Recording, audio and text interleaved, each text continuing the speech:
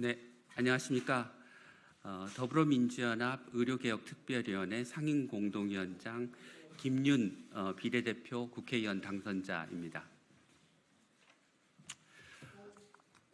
오늘 의료공백, 의정갈등 해결을 위한 영수회담 촉구 기자회견을 시작하기에 앞서 오늘 참석해 주신 분들을 소개해 드리도록 하겠습니다. 예, 더불어민주연합 위성락 당선자이십니다. 박홍배 당선자이십니다. 임광현 당선자이십니다. 정을호 당선자이십니다. 더불어민주연합 의료개혁특별위원회 정수연 공동위원장, 홍수연 부위원장께서 참석해 주셨습니다. 그러면 기자회견문을 낭독하도록 하겠습니다. 의료공백, 의정갈등이 50여일 넘게 지속되면서 국민의 불안과 환자의 피해는 커져가고 있습니다. 대학병원에서 환자 곁을 지키는 의료인들은 긴 근무 시간과 무력감에 소진되어 가고 있습니다.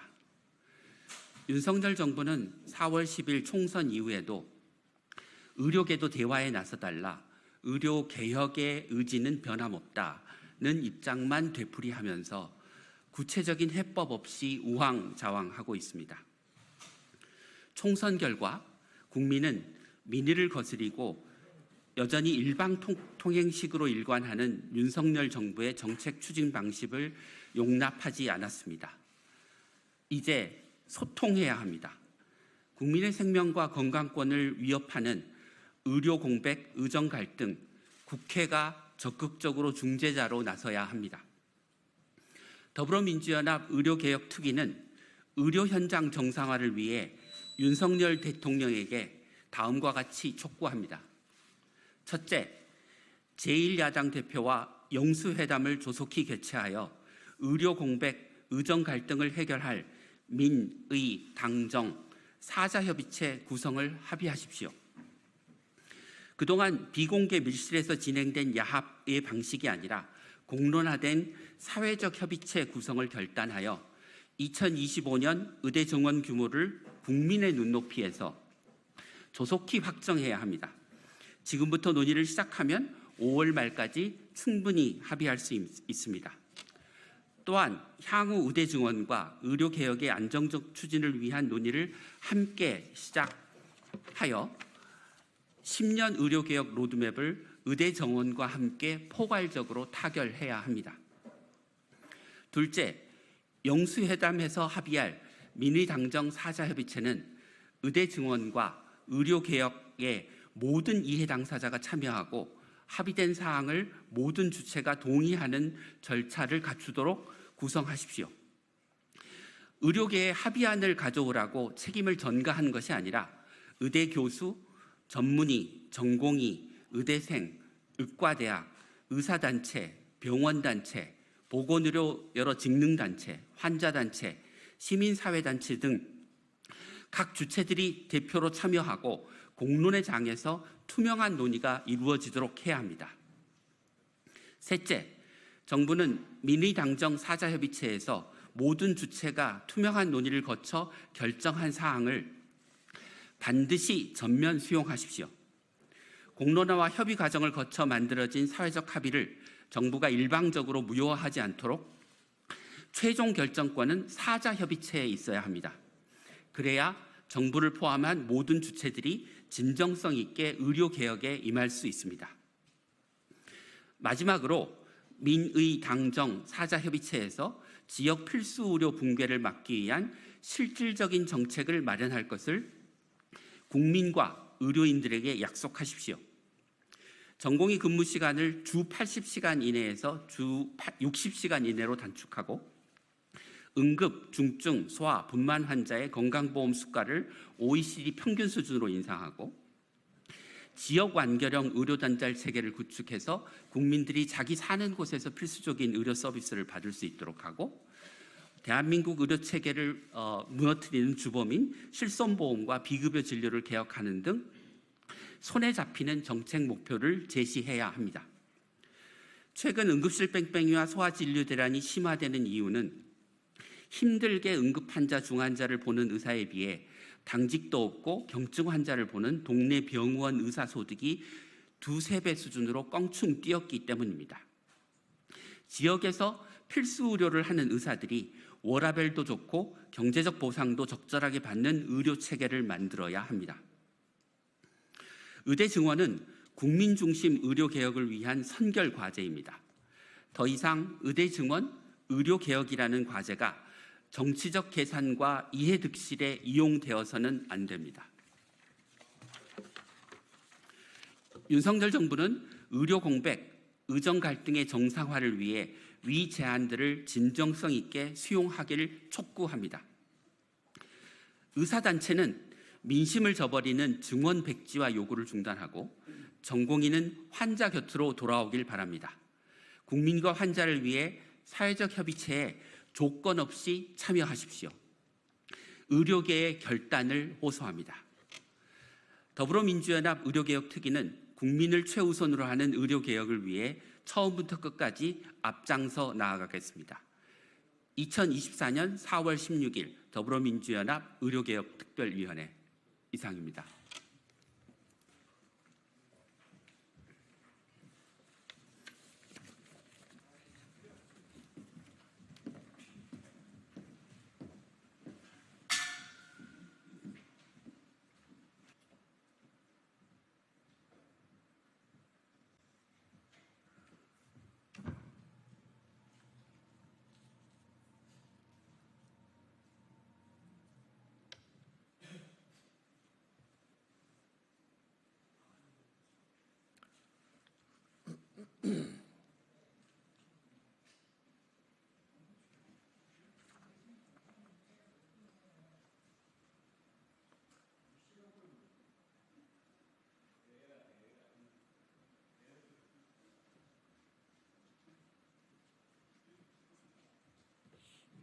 예고가 좀 늦었죠. 고맙습니다.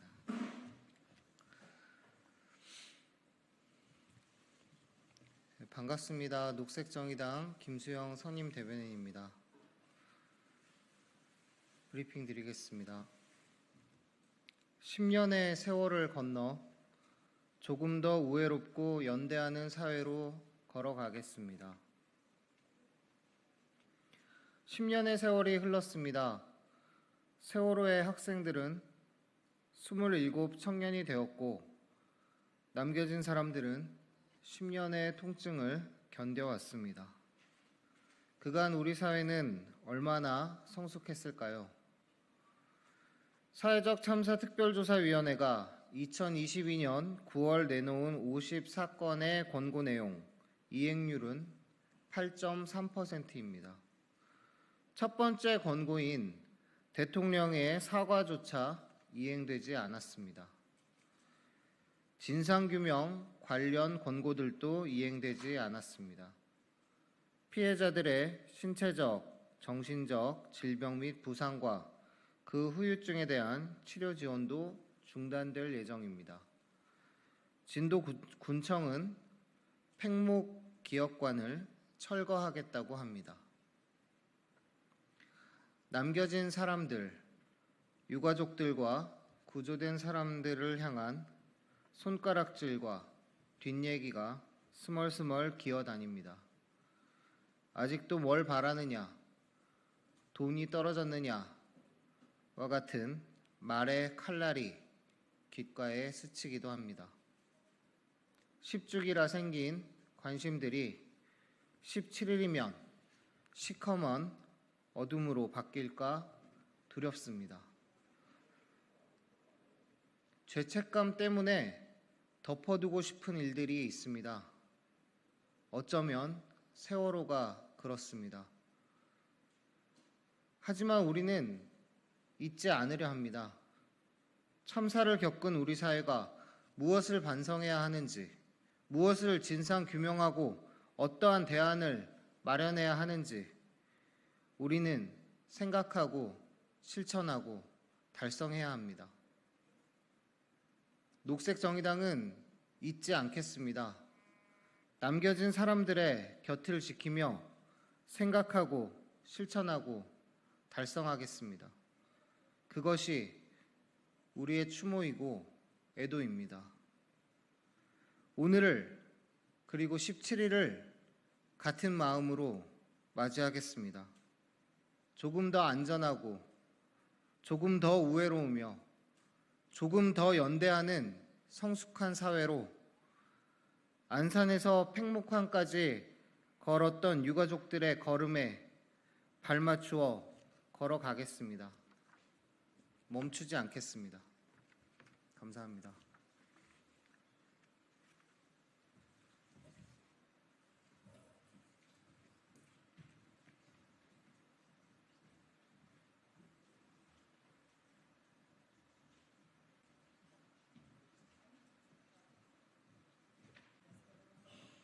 있으세요? 새로 오셨어요? 환영하고 축하합니다.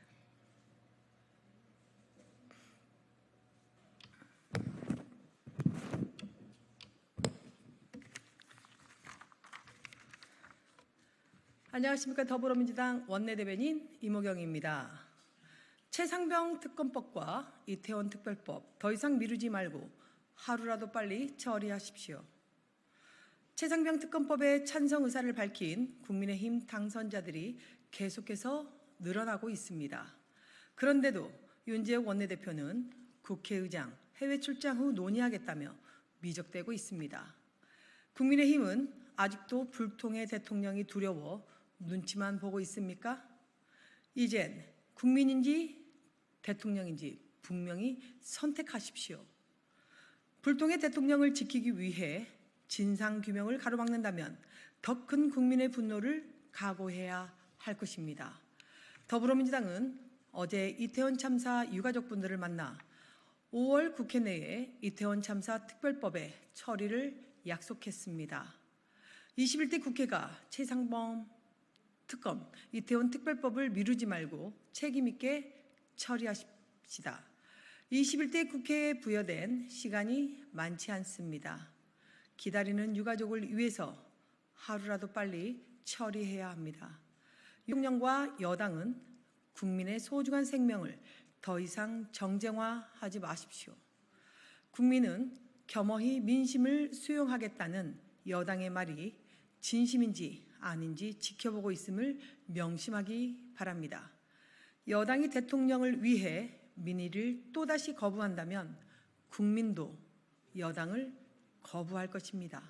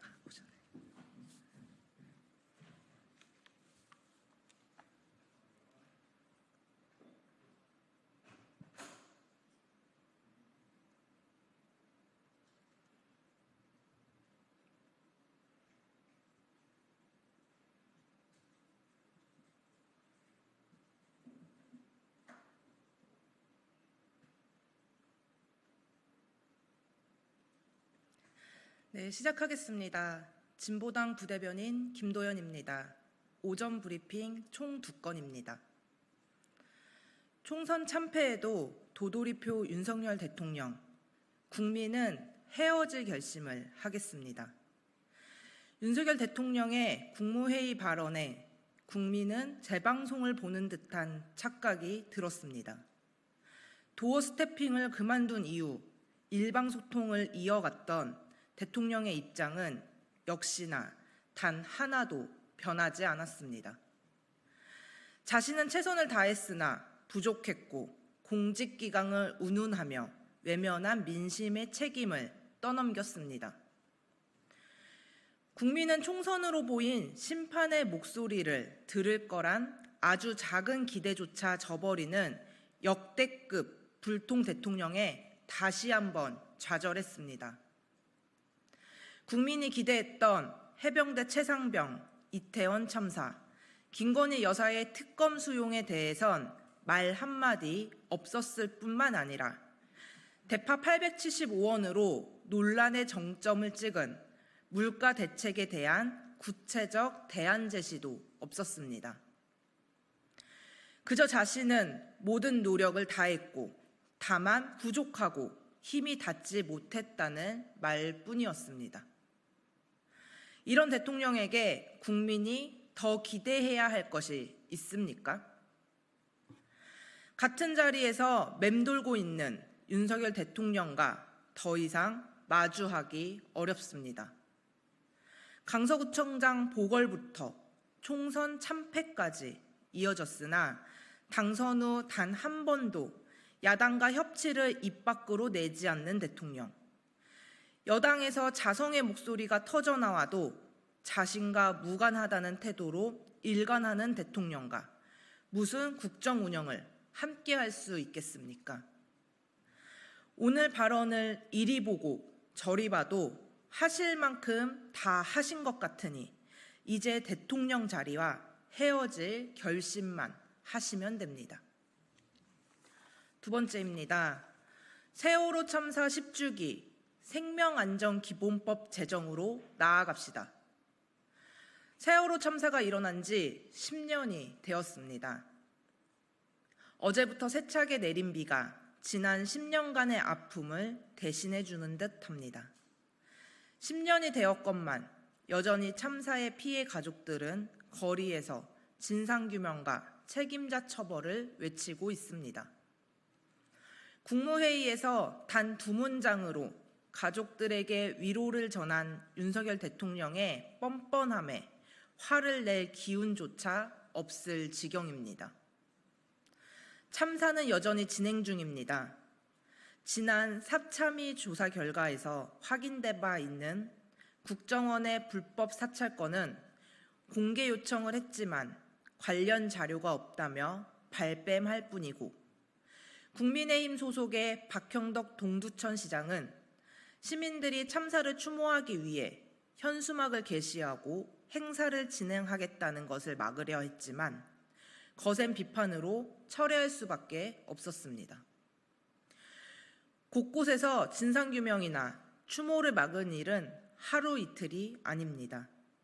그러나 여전히 국민은 온 마음을 다해 참사의 피해 가족들과 함께 추모하고 있습니다.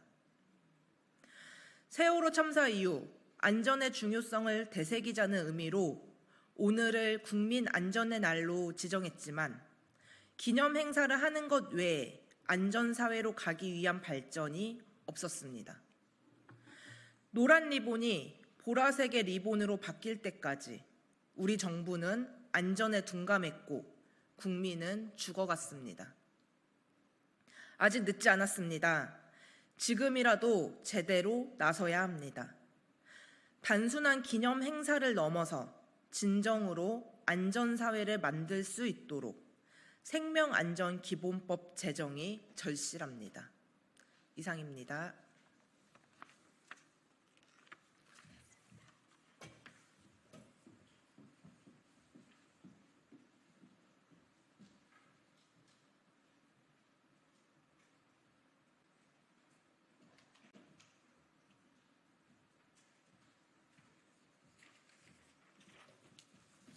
빨리 식사하시라고.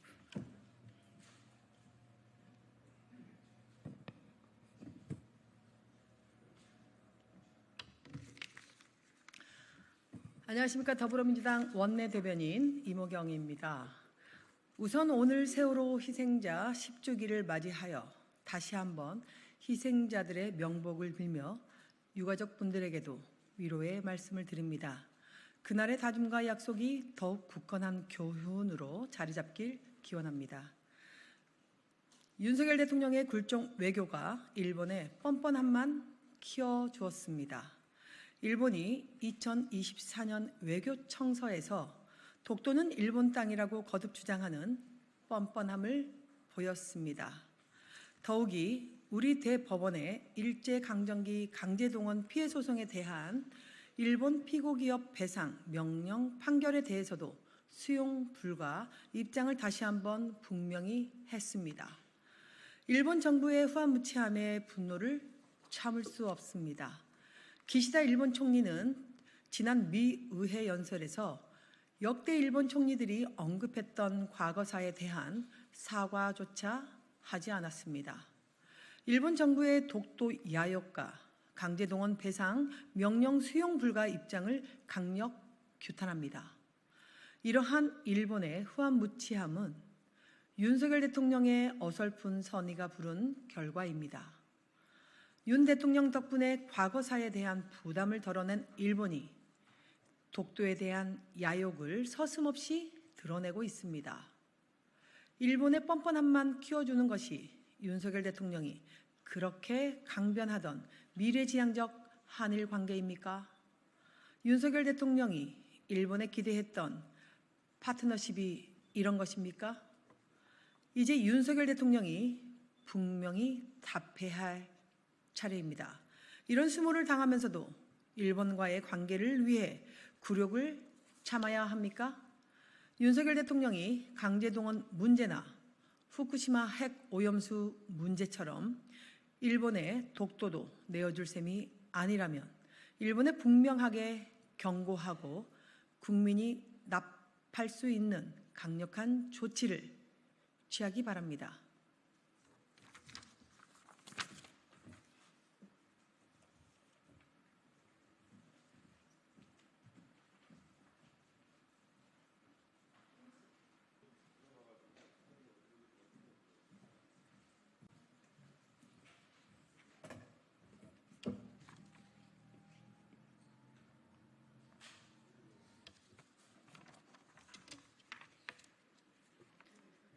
녹색정의당 원내대변인 강은미입니다. 오늘 세월호 참사 10년을 맞이했습니다. 하지만 아직도 참사의 진실은 온전히 밝혀지지 않았습니다. 세월호 참사 이후 우리 사회는 4.16 이전과 이후는 달라야 한다며 돈보다 생명을, 더 안전한 사회를 위해 많은 노력을 견주했습니다. 하지만 우리 사회의 노력은 재난과 재발생 증가 속도를 따라잡지 못하고 있으며 안전사회를 위한 시스템과 인력, 예산도 충분히 확보되지 못하고 있습니다. 우리가 세월호를 기억하고 추모하는 것은 더 안전한 사회를 만들어야 한다는 사회적 요구를 잊지 않기 위해서입니다. 세월호 참사 진상규명이 중요한 것은 같은 참사가 발생하지 않도록 사회 시스템을 만들기 위함입니다. 그러나 세월호 이후에도 이 사회는 달라지지 않았고 이태원 참사, 오송 참사 등 사회적 참사가 지속되고 있습니다. 윤석열 대통령이 이 같은 사회적 요구를 수용한다면 사회적 참사를 기억하는 오늘과 같은 날에는 10주년 추모식에 참석해서 유가족을 위로하고 국민을 향해 더 안전한 사회를 만들겠다는 약속을 해야 합니다. 또 국민의힘과 더불어민주당도 세월호를 통한 보다 안전한 사회를 약속한다면 산업안전과 교통안전 등 노동자와 시민의 생명을 앗아가는 일을 방지하기 위한 노력에 힘을 모아야 합니다. 이제 10년 전 고2였던 단원고 학생들이 27이 되었습니다. 우리는 우리 사회 곳곳에서 일하는 27 청년들이 또다시 끔찍한 재난과 참사를 경험하지 않도록 노력해야 합니다. 이들의 일터 안전을 돌아봐야 합니다.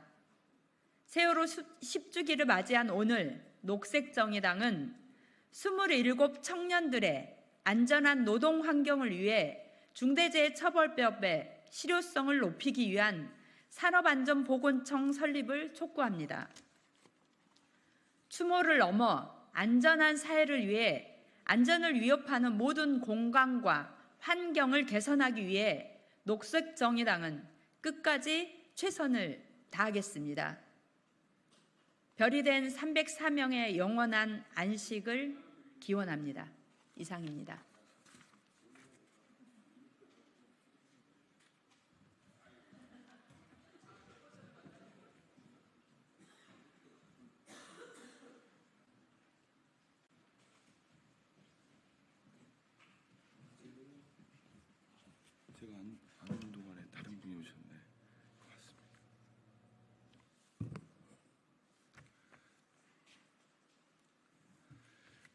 더불어민주당 대변인 한민수입니다.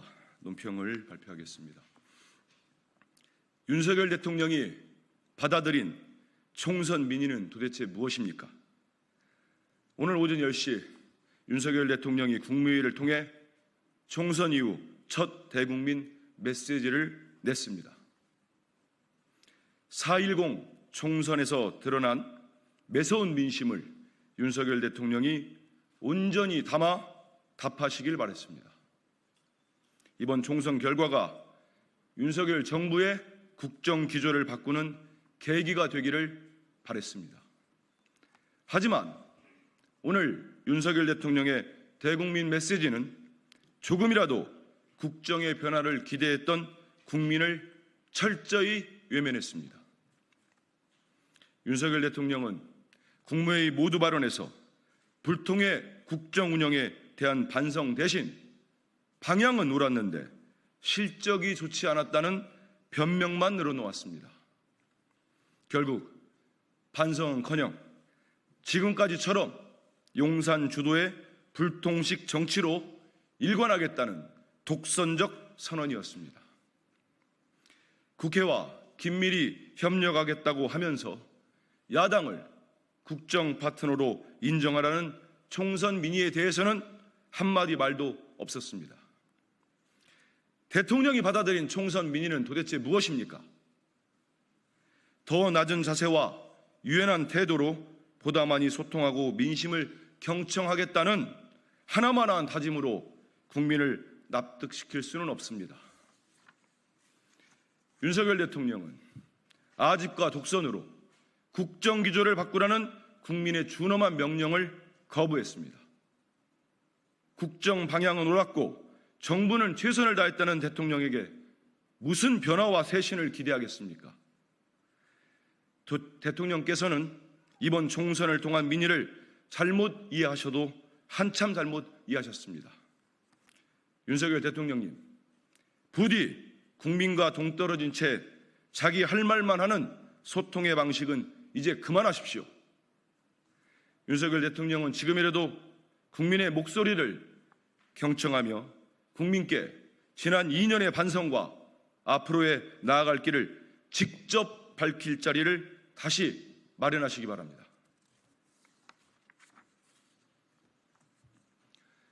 세월호 참사 10주기, 꽃피는 계절, 하늘의 별이 된 아이들을 기억합니다. 10년의 세월이 지났지만 잊을 수도 잊힐 수도 없는 4.16 4월 16일입니다. 꽃피는 계절, 꽃다운 나이에 하늘의 별이 된 아이들을 기억합니다. 올해도 세월호 참사 유가족께서 거리에서 세월호 참사 온전한 진실, 완전한 책임이라는 구호를 외치고 계십니다. 그분들 곁을 159명의 젊은이를 거리에서 하늘로 떠내보낸 이태원 참사 유가족분들이 지키고 있습니다. 각기 다른 사회적 재난 및 참사의 피해자 유가족분들이 서로의 아픔을 부둥켜 안고 버티는 동안 국가는 과연 무엇을 했습니까? 304명의 소중한 생명을 잃은 가족 앞에서 국가는 책임을 다했는지 돌아봅니다. 지난 10년 대한민국은 얼마나 더 안전해졌는지, 참사의 진실은 온전히 밝혀냈는지 되돌아봅니다. 더 이상 10년 전 오늘을 기억하겠다는 약속만으로는 안 됩니다. 더 이상 1년 반 전 그날을 기억하겠다는 다짐만 해서도 안 됩니다. 사회적 참사의 피해자와 유가족들이 온몸으로 진상을 요구하고 진실을 밝히기 위해 거리로 나갈 수밖에 없게 하는 악순환을 이제는 끊어내야 합니다. 대한민국이 생명과 안전을 기본으로 하는 국가로 나아갈 수 있도록 우리 더불어민주당이 온 힘을 다하겠습니다. 참사의 진실과 책임 규명을 통해 사회적 재난에 대한 예방 및 대응 시스템 재정비를 추진하겠습니다. 그 시작은 이태원 참사 특별법의 5월 국회 처리입니다. 다시 한번 모든 세월호 참사 희생자의 명복을 빕니다. 이상입니다. 고생하셨습니다.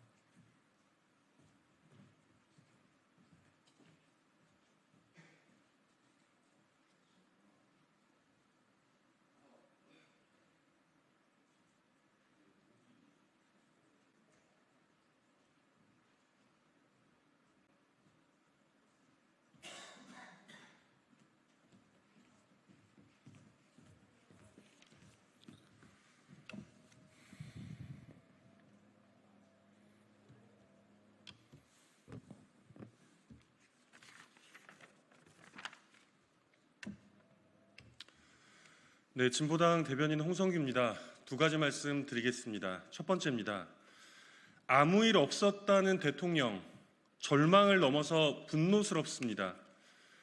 대국민 담화나 기자회견도 아니고 마치 지난 4월 10일 아무 일도 없지 않았느냐는 듯 대통령은 천연덕스럽게 일상적인 국무회의 모두 발언에 나섰습니다.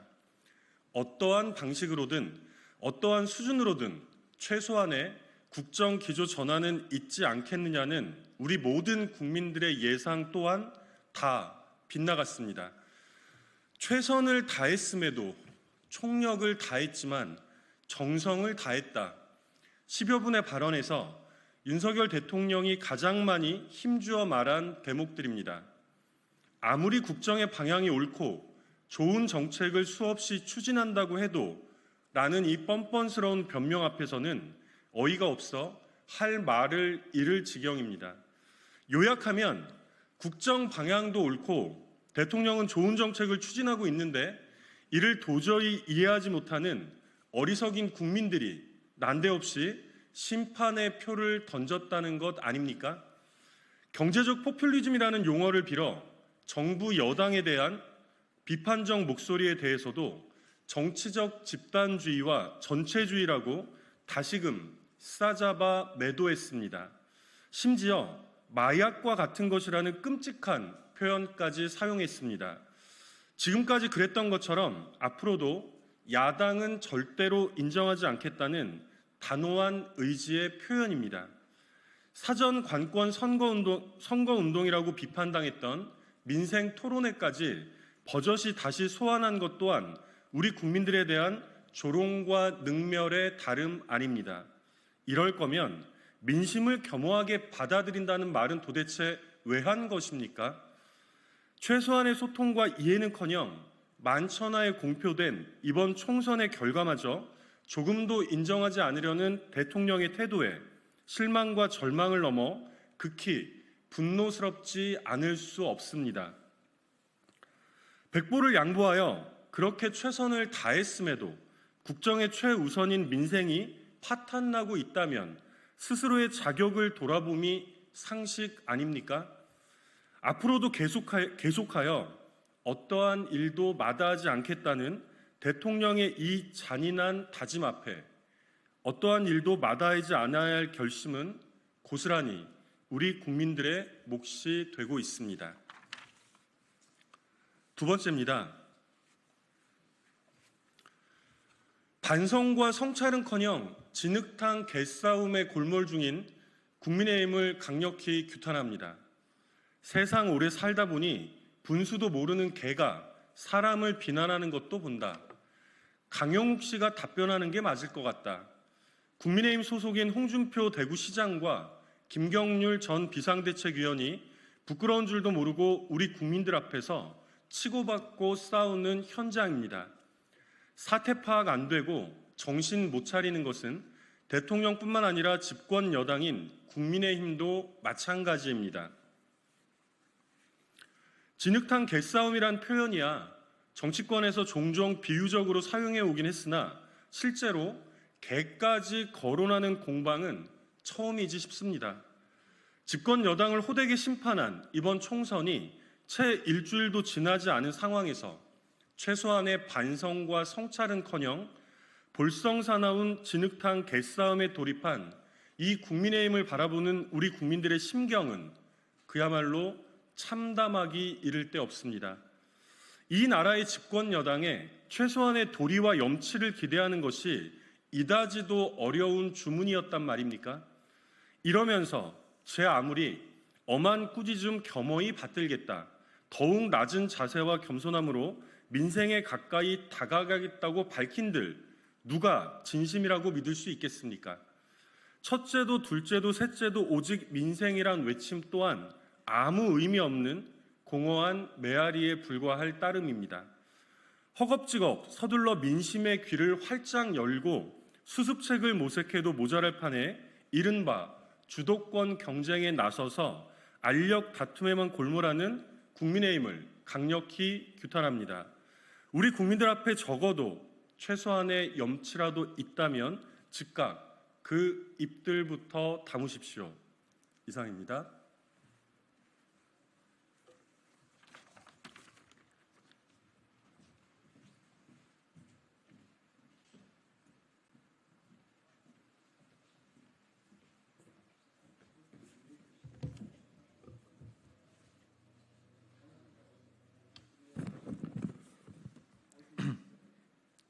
네, 더불어민주당 최민석 대변인입니다.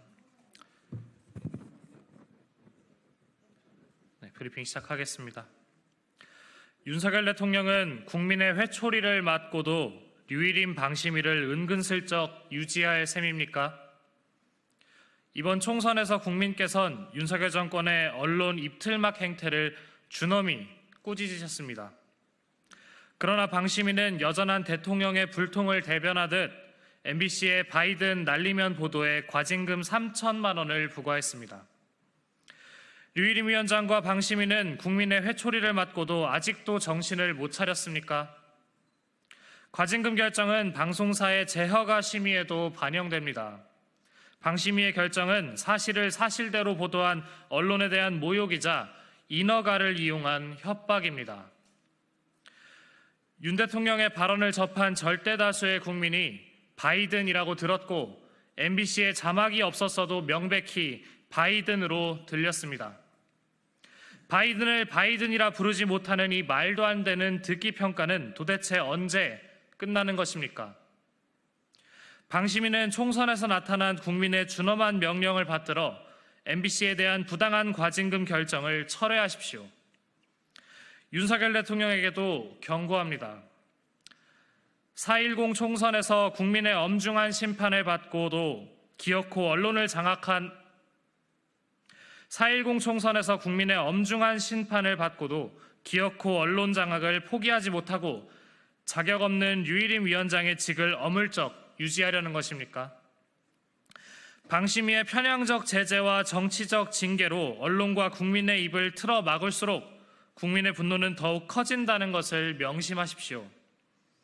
윤석열 대통령은 류일임 위원장을 당장 해촉하고 류 위원장을 둘러싼 민원사주 의혹 등에 대한 엄중한 수사가 이루어질 수 있도록 협조하시기 바랍니다. 이상입니다.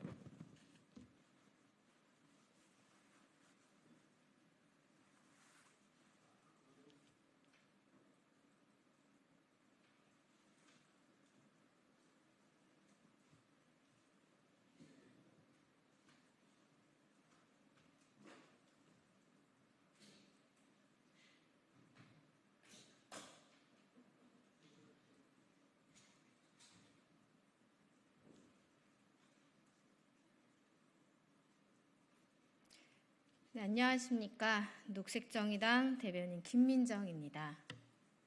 브리핑 시작하겠습니다. 국민의 명령을 전혀 못 알아듣는 윤석열 불통령, 대체 언제까지 귀를 막고 불통의 정치로 일관할 겁니까? 지난 11일 윤석열 대통령은 총선에 나타난 국민의 뜻을 겸허히 받아들여 국정을 쇄신하겠다더니 오늘 국무회의 모두 발언에서는 올바른 국정의 방향을 잡고 이를 실천하기 위해 최선을 다했음에도 모자랐다라고 말했습니다. 역시나 반성과 국정 쇄신의 약속은 없었습니다. 국정 방향은 올바른데 국민이 몰라준다고 국민 탓하며 변명 일색이니 분노하기도 지칩니다. 윤석열 대통령은 국정기조 전반을 쇄신하라는 국민의 명령을 아직도 못 알아들었습니다. 답답함은 국민의 몫입니다. 여당의 총선 대패와 윤석열 대통령에 대한 심판 앞에서도 민심의 귀를 막고 불통으로 일관하는 윤석열 대통령의 모습이 절망적입니다. 가장 강력하고 유능한 야당 선대위원장은 여전히 윤석열 불통령입니다. 다음 지방선거와 대선까지도 야당 선대위원장 노릇을 계속하고 싶은 모양입니다. 그러나 국민은 윤석열 대통령, 아니 불통령을 계속 두고 보진 않을 겁니다. 이상입니다.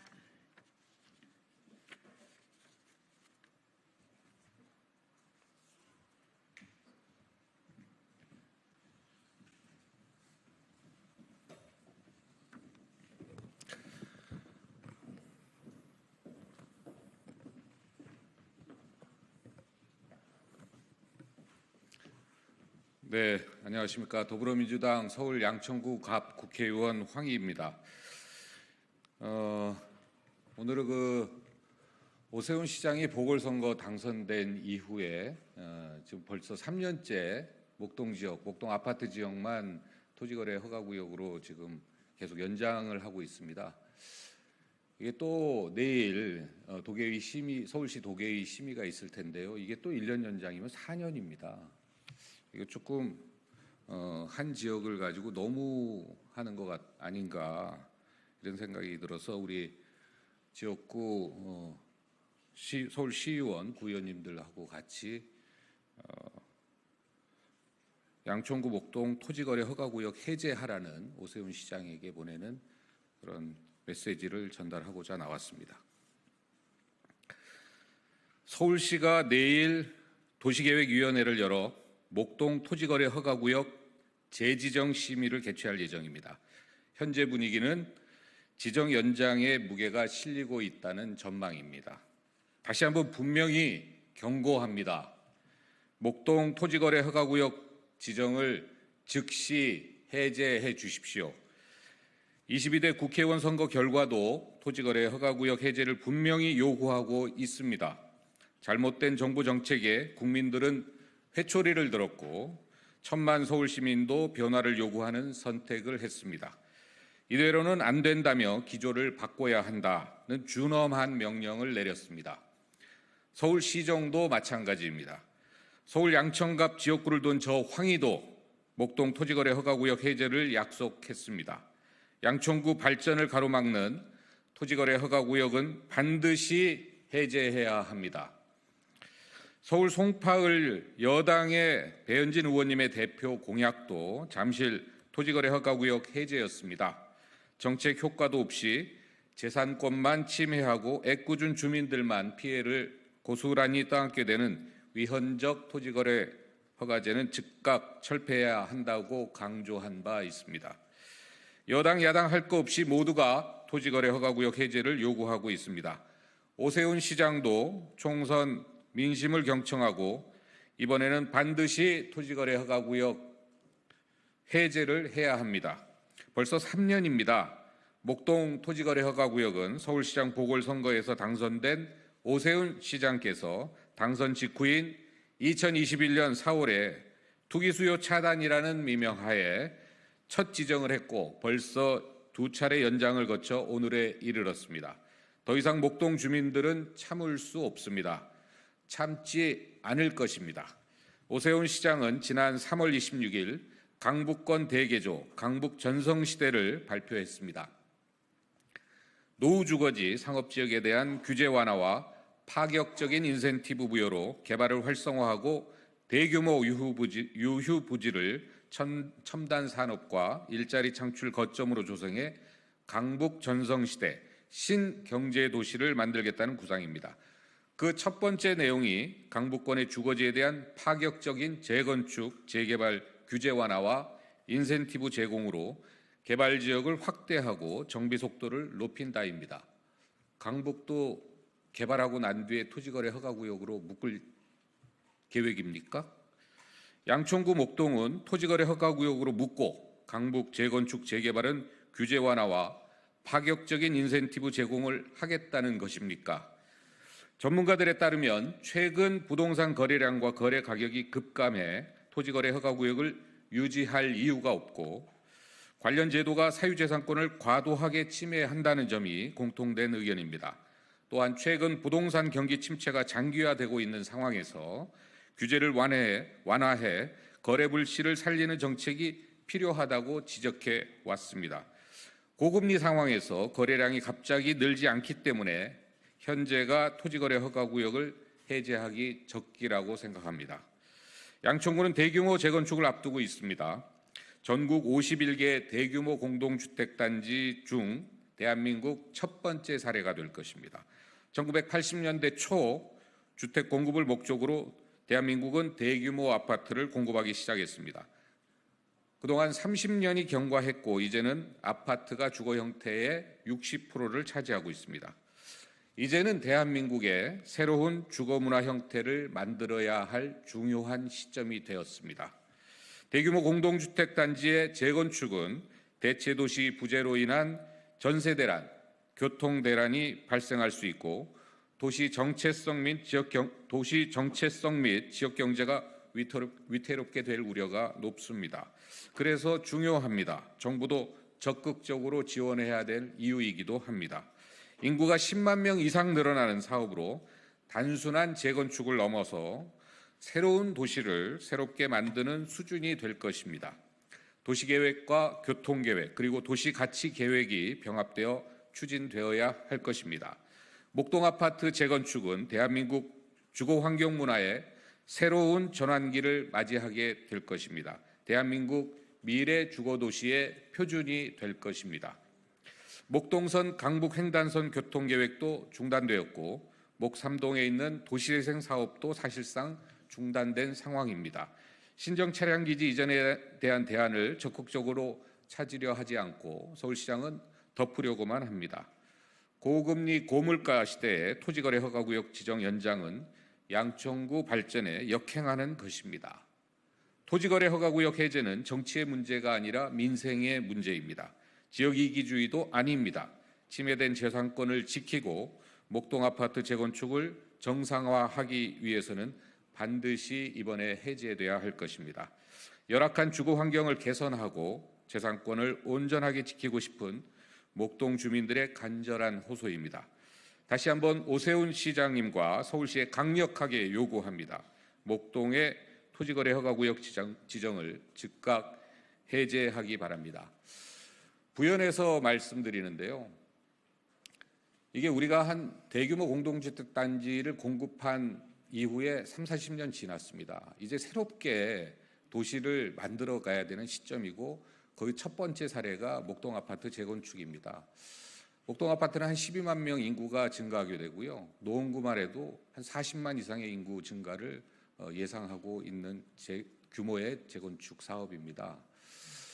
이런데 뭔가 서울시도 그렇고 정부도 그렇고 대책이 필요합니다.